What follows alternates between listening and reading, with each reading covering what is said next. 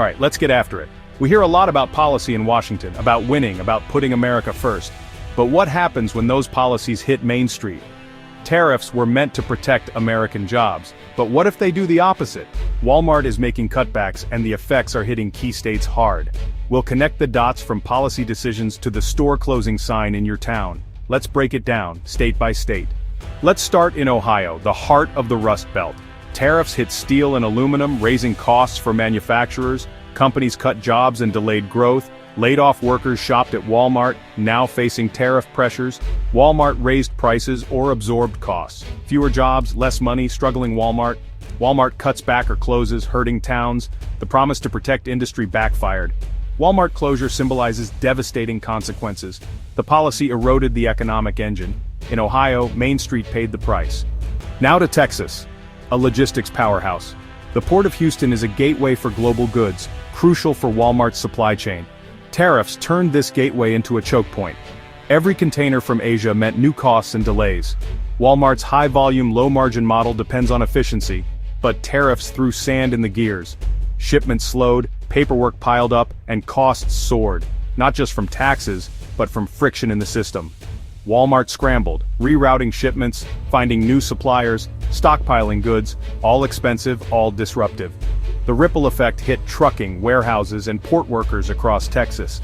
Higher logistics costs didn't just hurt Walmart, they hit every business moving goods. For Texas, tariffs acted as a brake on the economy. The disruption was systemic, challenging the very infrastructure of trade.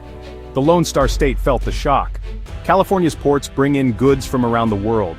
Tariffs made imports pricier, and Walmart passed higher costs to shoppers. The goal was to boost American-made goods, but supply chains couldn't shift overnight. Prices rose and families struggled. Some stores closed, leaving fewer options. The impact reached far beyond Washington. Now to Florida, a state of families and retirees where every dollar counts. Tariffs felt like a hidden tax. Every Walmart trip cost a little more. For retirees on fixed incomes, this was especially tough. Their money bought less. Walmart's affordable prices were key to stretching budgets, but tariffs eroded that. As costs rose, people bought less, switched to cheaper options, or went without.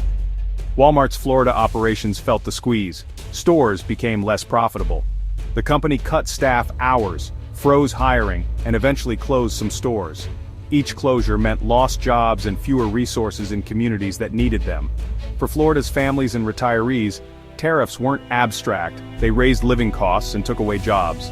The policy's burden was real and personal. The impact rippled through neighborhoods. The hidden tax left a visible mark. Back north to Pennsylvania, with its proud manufacturing history and small towns anchored by Walmart, tariffs hit manufacturers first.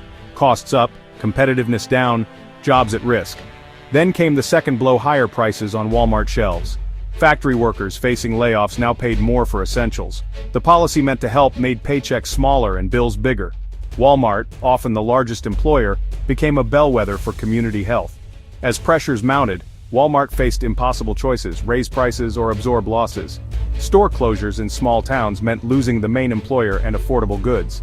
The double blow hurt both factories and the stores serving their workers. Economic decline became visible, a scar left by trade policy. The promise to help Main Street ended up hurting it. Down to Georgia, home to the booming port of Savannah. Tariffs clogged this vital trade artery. Every container from China brought new costs and delays. Shipping prices spiked, paperwork increased, and storage fees piled up. Walmart's low-cost model was threatened by these operational challenges.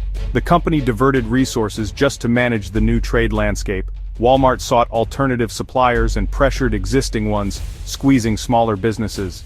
The momentum in Georgia's logistics and retail sectors slowed. Fewer trucks, delayed expansions, and cooled hiring followed. Tariffs disrupted not just Walmart, but the entire economic ecosystem. Growth turned to gridlock. In Illinois, the trade war triggered a domino effect. Manufacturers faced higher costs from tariffs on steel and parts, plus retaliatory tariffs abroad.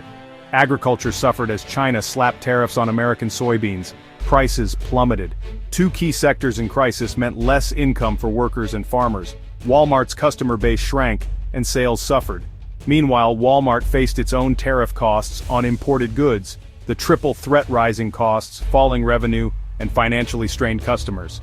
The dominoes fell: factory, farm, and finally, retail. Walmart closures in rural towns were the visible outcome of a destabilized economy. The policy meant to help one sector hurt them all. In Illinois, the pain was shared.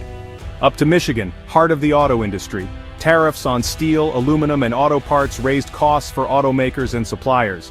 Economic uncertainty spread. Families worried about layoffs, cut back on spending. Walmart saw lower foot traffic and smaller purchases. Tariffs forced Walmart to raise prices, but customers could barely afford it.